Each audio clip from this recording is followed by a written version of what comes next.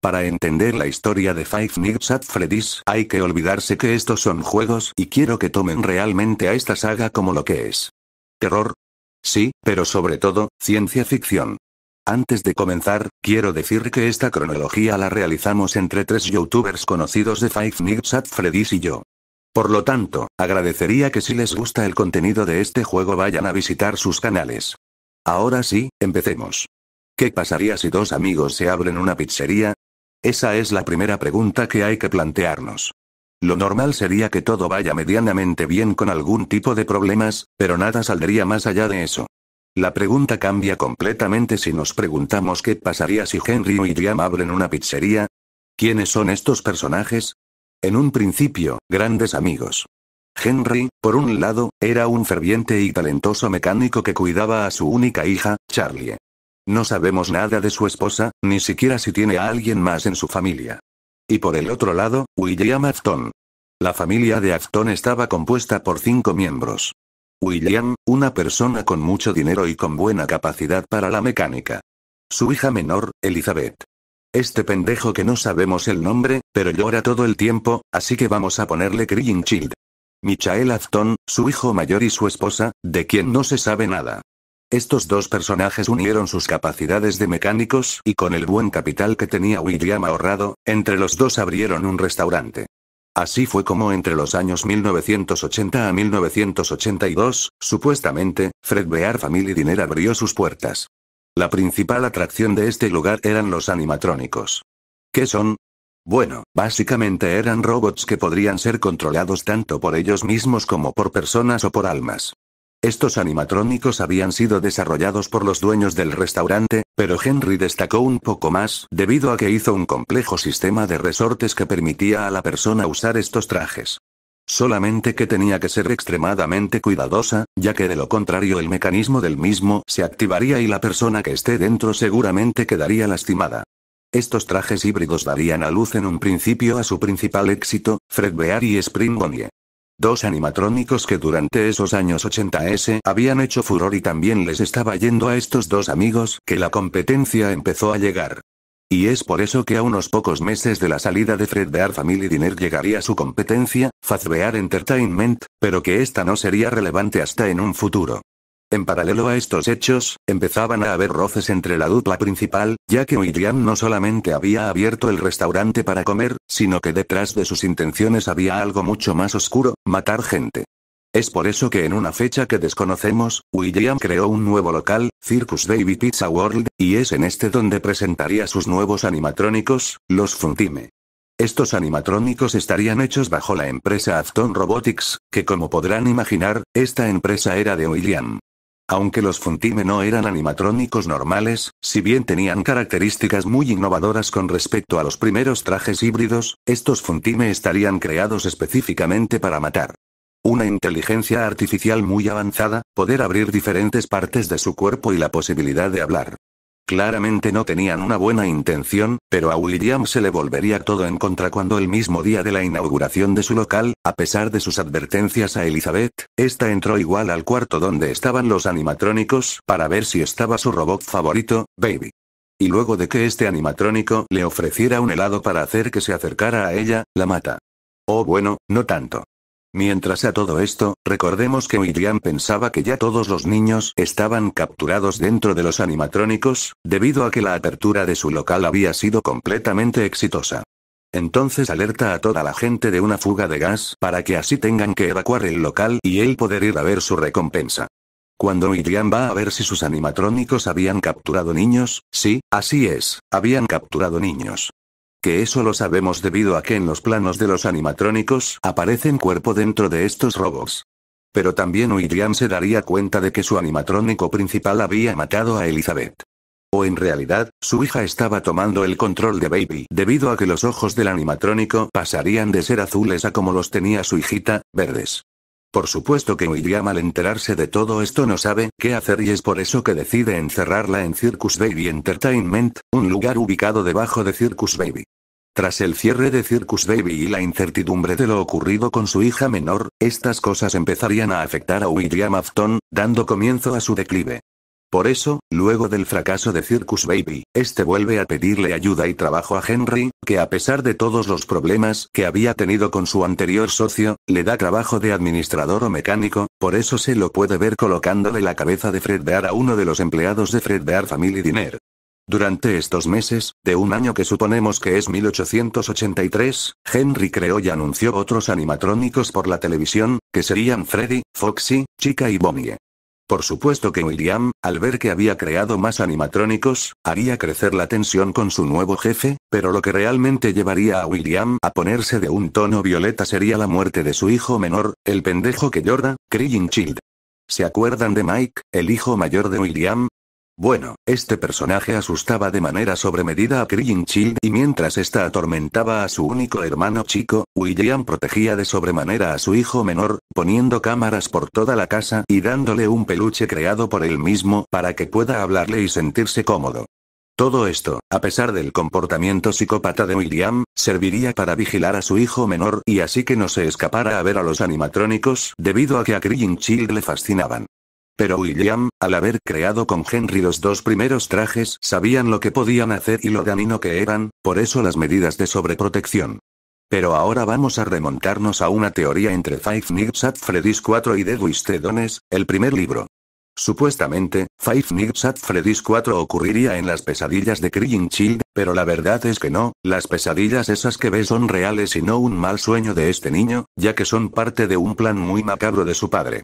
Verán, en la novela de Dead Wistedones, William crea un disco que hace tener alucinaciones con animatrónicos, exagerando su forma, su tamaño, etc.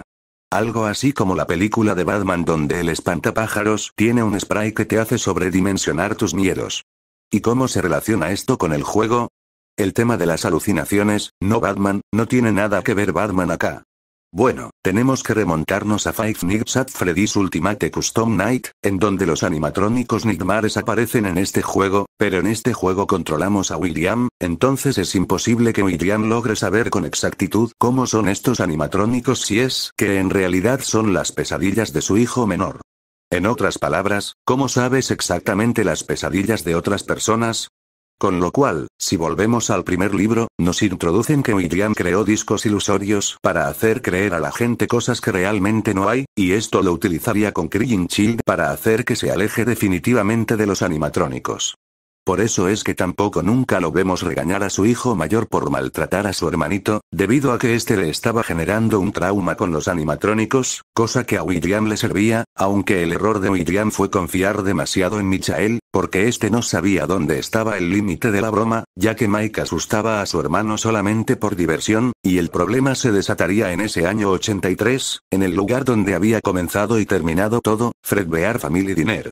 Mike y sus amigos llevan a Crying Child por la fuerza al restaurante para seguir molestándolos con los animatrónicos en el día de su cumpleaños, y siguiendo con la broma, lo ponen en la boca de Fredbear simulando que se lo iba a comer, y desgraciadamente no solo simuló eso.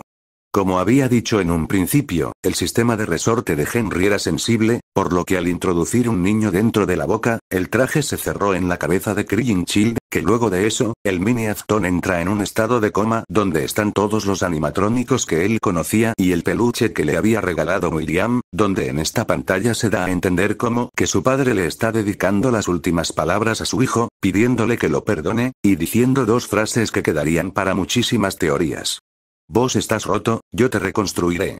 Por supuesto que esto lo dice debido a que a partir de la muerte de Elizabeth, él sabía que de alguna forma los animatrónicos lograban tomar el alma de la persona y adaptarla a su cuerpo, o por lo menos ahí alma y animatrónico convivían en un solo cuerpo. Una curiosidad de esta parte de la historia es que como estamos en 1983, si recorremos la casa de los Afton, nos vamos a encontrar con un cuarto que da a entender que es de una niña, y quien era la única niña que tenía la familia Afton, Elizabeth Afton. Por lo tanto, antes de ese 1983, la hija de William ya estaba dentro del cuerpo de Baby debido a la mordida del 83, las muy malas reputaciones y rumores que despertó que un animatrónico había matado a un niño, la gente había dejado de ir a Fredbear Family Diner. Pero el problema de Henry no solamente estaría en su restaurante, sino que tenía un problema aún mayor con William, que seguramente le iba a culpar a este de la muerte de su hijo, ya que recordemos que el sistema de resorte de estos trajes había sido obra de Henry principalmente. Y aparte, William no solamente había sufrido un daño mental increíble por la muerte de sus dos hijos menores, sino que había comenzado un plan de venganza y de investigación del remanente. ¿El qué? El remanente, una sustancia que segregaba al animatrónico si se prendía fuego una vez que tenía un alma dentro. Como sea, el remanente se podría extraer de los animatrónicos y colocar en otros, por eso la única forma de destruir a un alma dentro de uno de estos robots es destruyendo todo el remanente. Por más de que si el remanente de una persona estaba en 3 animatrónicos distintos, con que se destruya solamente uno, el alma de esa persona seguía quedando en los otros 2. Creo que se entendió, el temor de Henry por su vida y la de su propia hija estaba muy justificado y es por eso que creó un animatrónico especializado en proteger, Puppet. Pero por más animatrónicos que haya, si a este lo encierran en una caja de regalos, no serviría para nada. Y es por eso que un día entre los años 1983 a 1985, William tendría la oportunidad de vengarse de su ex amigo y una vez que se encuentra con Charlie a las afueras del restaurante, este la mata. Luego de que Puppet pudiera escapar de donde estaba encerrada, sale a buscar a Charlie y a pesar de que la lluvia obviamente dañó todos sus circuitos. Pero ya era demasiado tarde y este animatrónico decide pasar los últimos momentos de Charlie a su lado abrazándola. Pero esto aparte de ser un simbolismo, lo que está haciendo Puppet es que el alma de Charlie vaya a parar dentro de este animatrónico, por lo que sí, Puppet tiene mitad animatrónico, mitad Charlie. Henry, al enterarse de la muerte de su hija, empezó una investigación judicial que nunca pudo llegar a nada, ya que William, o mejor dicho, Purpley, había logrado salirse con la suya y debido a esto, Henry desaparece por completo vendiendo todos los animatrónicos a Fazbear Entertainment, la empresa que había estado esperando todo este momento para tener animatrónicos, ahora salía a la luz. Mientras todo esto pasaba, si bien la investigación de la policía no había llegado a ningún puerto, dudaban de William y es por eso que este se alejaría un tiempo de situaciones de peligro, ya que no quería ser atrapado. Por eso le cuenta a Mike que su hermana seguía viva dentro del cuerpo de un animatrónico y que tenía que ir a buscarla, que estaba en el subsuelo de Circus Baby. Mike no entendió absolutamente nada de lo que su padre le dijo, pero aún así le hizo caso ya que él se sentía culpable por la muerte de su hermano más chico y haría lo que sea para salvar a su hermana. Es por eso que este baja a las profundidades de Circus Baby Pixar World y se encuentra con lo que su padre le había dicho, su hermana era un animatrónico. Desde ya que Mike tenía las mismas dudas que su padre en cuanto a cómo sacar a su familiar de ahí, pero eso lo resolvería Baby sola, porque tras seguir al pie de la letra todo lo que le decía su supuesta hermana, los animatrónicos Funtime se fusionarían en uno solo, dando lugar a una nueva entidad, Enart. Y este da a entender que la única manera de salir de Circus Baby Pixar World era hacerlos todos juntos, pero en el cuerpo de Michael. ¿Y cómo harían esto? Bueno, recordemos que este lugar también es el laboratorio de su padre y acá es cuando Michael descubriría la Scooper, una máquina que serviría para extraer el remanente de los animatrónicos. Bueno, esa misma máquina le inyectaría en a Mike y tras pensar que estaba muerto, se confirma que claramente no. Lo que pasaría en las siguientes horas es que Mike expulsa a todos los animatrónicos de su cuerpo debido a que no aguantaba toda esa cantidad de remanente. Y luego de que se desmayara al borde de la muerte, una voz, la voz de su hermana, le dice, esto hace que Mike se levante y pueda estar vivo debido a que todavía en su cuerpo tenía remanente. Y como habíamos dicho, el remanente solamente puede destruirse si estaba todo junto, por lo que Mike y los animatrónicos Funtime estaban directamente relacionados. A pesar de esto, su hermana escapa junto con Enart por las alcantarillas para luego dar paso a que la pantalla se apague y empieza a sonar un mensaje de Mike dirigido a su padre, terminando con la frase, iré a buscarte. Volviendo a Fazbear Entertainment, ¿se acuerdan que esta empresa con la partida de Henry había comprado todos sus animatrónicos? Bueno, ahora en Freddy Fazbear Pizza, un local que cronológicamente debió haber estado hasta 1985 debido a que en una llamada de Fungi en Five Nights at Freddy's 2 durante la quinta noche hace referencia a que un restaurante había cerrado hacía un par de años, 2 o más, un par. Y si sabemos que el restaurante de Five Nights at Freddy's 2 se funda en 1987, es muy fácil la cuenta que hay que sacar. Pero tampoco puede ser antes de 1983, ya que primero tiene que morir el hijo de William para que éste pierda completamente la cabeza y pase todo lo de Charlie.